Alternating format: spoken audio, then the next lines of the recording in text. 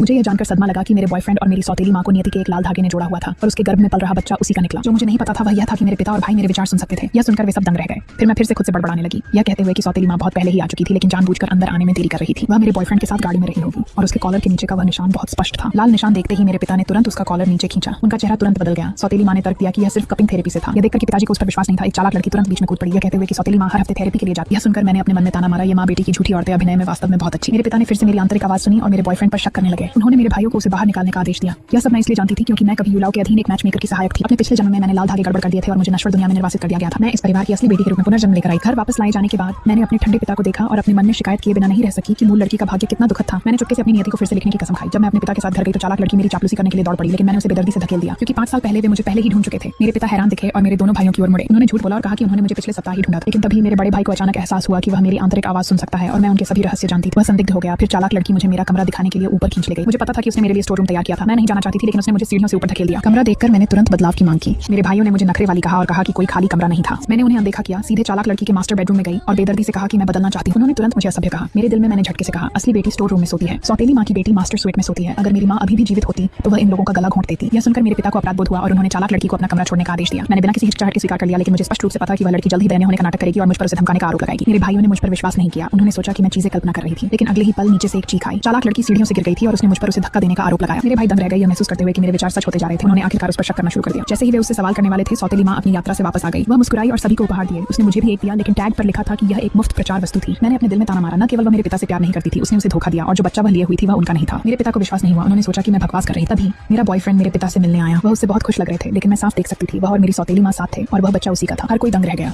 मेरे पिता गुस्से में थे। उन्होंने मेरे भाइयों को उसे बाहर निकालने के लिए सौतेली माँ बहाने बनाने के लिए जल्दी से उसके साथ चली गई। मुझे पता था कि वे गुप्त रूप से मिलने जा रहे थे, लेकिन मेरे पिता को कोई पता नहीं था और वह उनकी चालों में फंसते रहे। अंत में उन्होंने बच्चे पैदा करने की क्षमता भी खो दी। जब मैंने यह कहा तो पिता हैरान थे, लेकिन फिर भी संदेह में थे। उन्होंने मेरे भाइयों के साथ पूरा घर खोजा, लेकिन कोई गोली नहीं मिली।